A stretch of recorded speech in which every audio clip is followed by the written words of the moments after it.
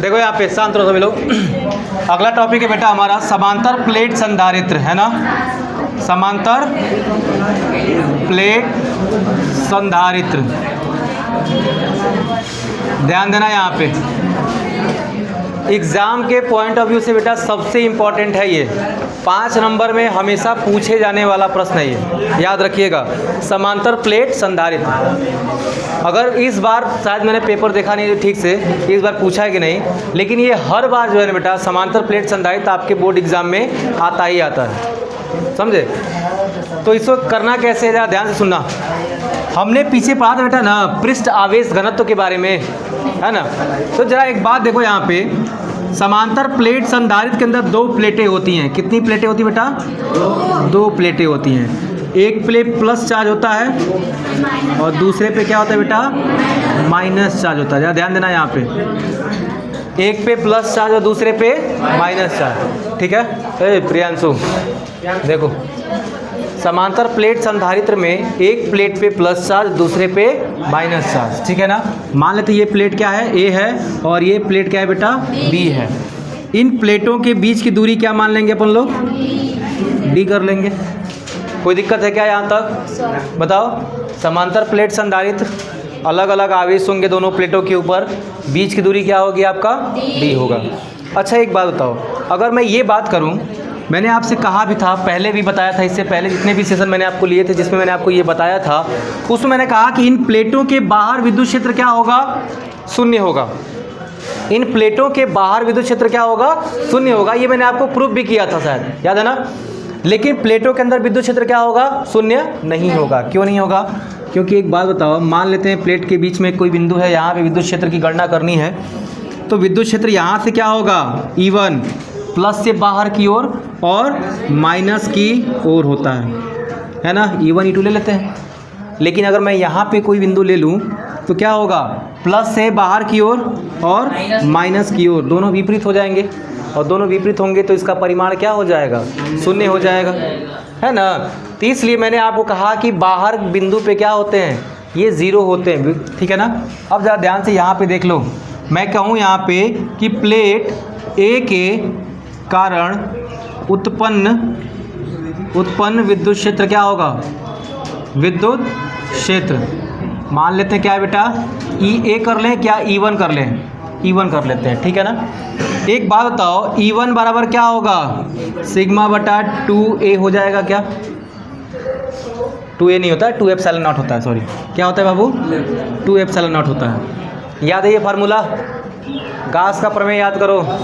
गास के प्रमेय में एक सिंगल प्लेट थी जिसपे एक सिंगल आवेश था, ठीक है ना। उसके लिए ये फार्मूला हमने डिवाइड किया था, याद है। गास का जब हम अनुप्रयोग लगा रहे थे उस समय, ठीक है ना। इसका मतलब अभी तुम लोग क्या कर चुके हो? एक भी बार देखे नहीं उसको, गास का प्रमेय पढ़ने के बाद, है ना जी। क्या हुआ? नहीं देखे? देखो यहाँ पे, इसे कहना समीकरण संख्या क्या है बाबू आपका? 1 है ना।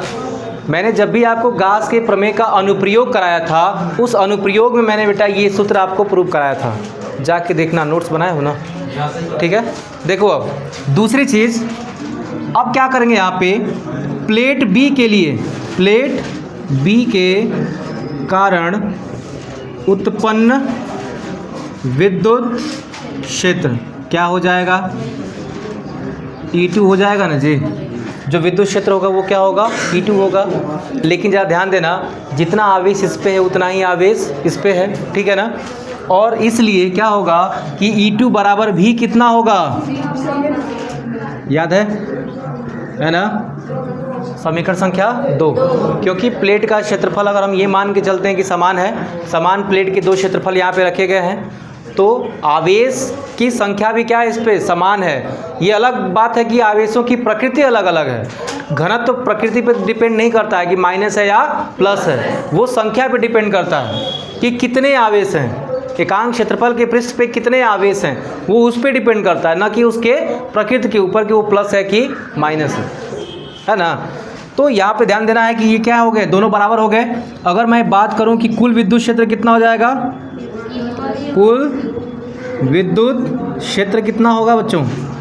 बताओ जरा। E बराबर E1 प्लस E2 हो जाएगा, अच्छा देख रहे हो, ये जितना चल रहा है ये कोई नया डेरिवेशन नहीं है, ये वही पीछे जो हमने पढ़ा था वही डेरिवेशन चल रहा है अभी तक, है ना। अब देखो जरा ध्यान से, E बराबर क्या होगा, E1 की वैल्यू सिग्मा बटा में 2 एप्सिलॉन नॉट प्लस सिग्मा बटा में 2 एप्सिलॉन नॉट, बच्चों क्या हो जाएगा, है ना, 2 सिग्मा एप्सिलॉन नॉट, ऊपर सिग्मा सिग्मा कितना हो गया, 2 सिग्मा हो गया, 2 से 2 कट गया, E बराबर बच्चा कितना आ गया। लेकिन हमें ज्ञात क्या करना है जी, हमें ये ज्ञात करना है क्या, बताओ ज़रा। हमें तो ज्ञात करना है संधारित्र की धारिता ज्ञात करनी है, समांतर प्लेट संधारित्र की क्या करनी है बेटा, धारिता प्राप्त करनी है। और धारिता के लिए क्या होता है फार्मूला, C बराबर Q अपान V होता है। कहीं तुमको C दिखा, कहीं तुमको V दिखा, तो क्या करें अब बताओ, कुछ तो करना पड़ेगा ना जी, क्योंकि धारिता निकालनी है अपने को। हम सभी जानते हैं, यहाँ पे थोड़ा ध्यान से देखना, हम सब जानते हैं बेटा कि C बराबर क्या होता है, Q अपान V होता है कि नहीं होता है। ठीक है, एक बात बताओ, यहाँ ज़रा ध्यान दो इस वाले चीज़ को, ठीक है ना।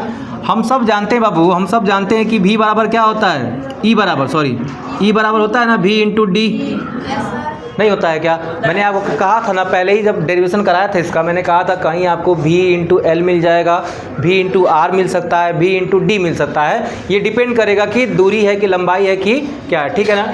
यहाँ पे क्या है, बीच की दूरी है ना, इसलिए विद्युत क्षेत्र बराबर क्या होगा, V इंटू डी हो जाएगा यहाँ पे, ठीक है ना। अब ज़रा ध्यान से सुनना, अगर V इंटू डी है तो V बराबर क्या होगा, E इंटू कितना हो जाएगा, D हो जाएगा।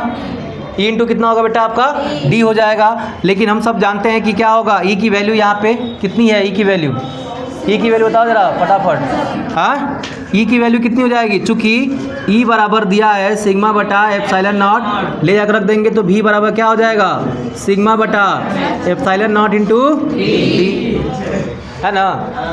अब देखो ये वैल्यू उठाकर यहाँ रख दें, यहाँ से वैल्यू उठा करके इसमें रख दो, क्योंकि हमको धारिता प्राप्त करनी है ना। तो C बराबर Q बटा में V की वैल्यू कितनी हो जाएगी, सिग्मा बटा एप्सिलॉन नॉट इंटू डी। इतनी बात पता चली क्या, कोई दिक्कत परेशानी नहीं ना। अच्छा, ये बटे का बटा बेटा कहाँ जाएगा, ऊपर कितना हो जाएगा, Q into epsilon not D बटा में सिग्मा। ये सिग्मा है क्या, पृष्ठ आवेश घनत्व है। क्या है बाबू, पृष्ठ आवेश घनत्व है। इसका मान कितने लोग बता सकते हो क्या होता है, 8.8। क्या होता है बताओ, इसका सूत्र क्या होता है पृष्ठ आवेश घनत्व का, Q बाई ए होता है, याद है। रैखिक आवेश घनत्व होता है Q बाई एल होता है, आयतन आवेश घनत्व होता है तो Q बाई बी होता है, याद है जब मैंने सतत आवेश वितरण आपको पढ़ाया था, ठीक है ना। यहाँ पे कितना हो जाएगा, ये हो जाएगा आपका Q बटा में A, क्योंकि एकांक क्षेत्रफल पे जितने आवेश उपस्थित हैं वही तो उसका घनत्व है, ठीक है। अगर ले जा करके सिग्मा की जगह पुट कर दें बेटा तो क्या हो जाएगा आपका, Q into epsilon not D बटा में, ये कितना हो जाएगा, हाँ कितना हो जाएगा आपका, Q अपॉन A हो जाएगा ना। आ जाओ,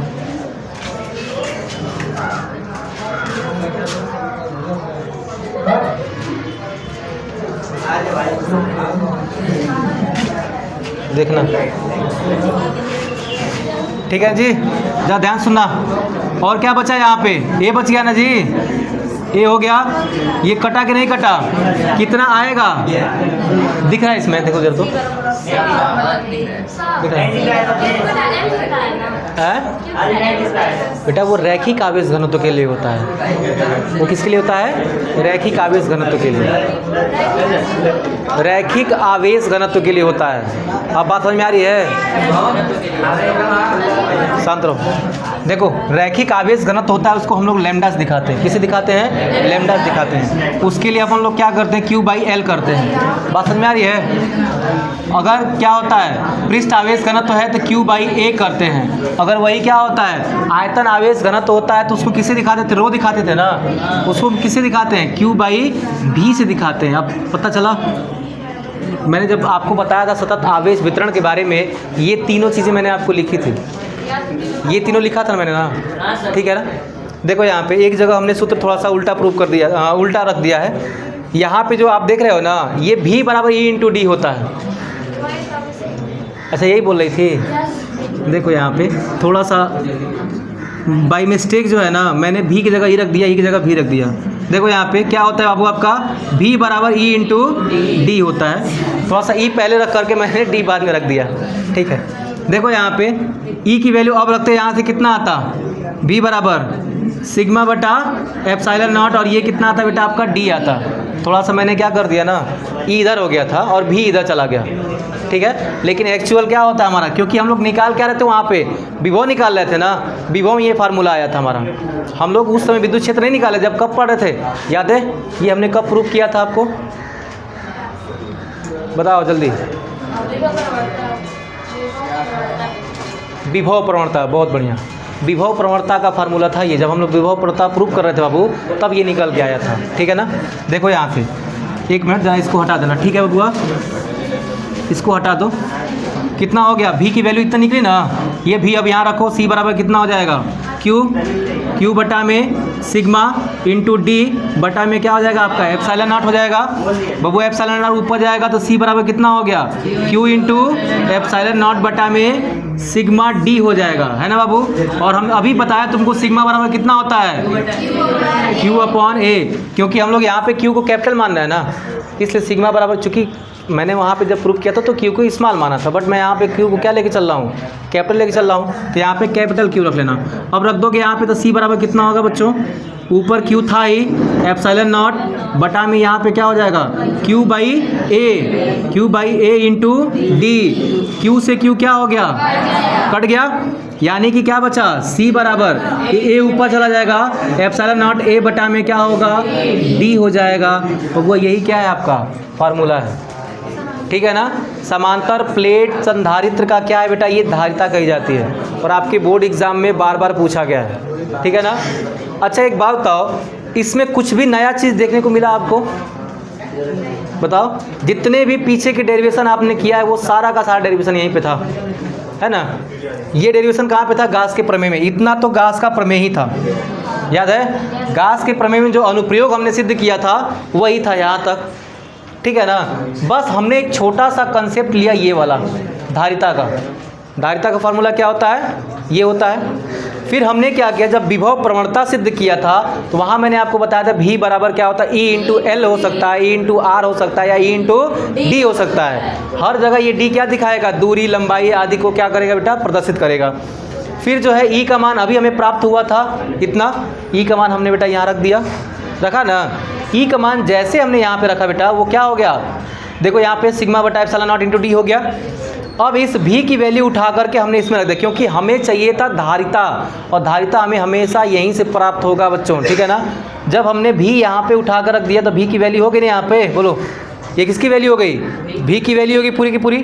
अब बताओ इसका मान हमें पता था, अभी बताया ना, पृष्ठ आवेश घनत्व तो कितना होता है, Q बाई A होता है, Q बाई A रख दिया यहाँ पे, तो क्या हो गया, Q से Q कट गया, A ऊपर चला गया, D नीचे बच गया। क्या आ गया बेटा आपका, समांतर प्लेट संधारित्र की धारिता है। D क्या है, प्लेटों के बीच की दूरी है। A क्या है बेटा यहाँ पे, तो किसका क्षेत्रफल है, प्लेटों का क्षेत्रफल है। ये किसका क्षेत्रफल बेटा, प्लेटों का क्षेत्रफल है, ठीक है ना। एप्सिलॉन नॉट का मान कितना होता है, 8.85 × 10 के पावर -12 होता है, ठीक है ना। तो इसका मान आपको पता है, प्लेटों का क्षेत्रफल, और दूरी प्राप्त होगा तो क्या कर दोगे, समांतर प्लेट संधारित्र का धारिता ज्ञात कर लोगे, ठीक है। अभी क्या था, जब बीच में निर्वात है, क्या है बेटा, बीच में निर्वात है। अभी बीच में हम एक परावैद्युत पदार्थ की एक पट्टी रख करके भी हल करेंगे इसको, ठीक है ना। अभी निर्वात के लिए आप सॉल्व कर लो, ठीक है, छाप लो।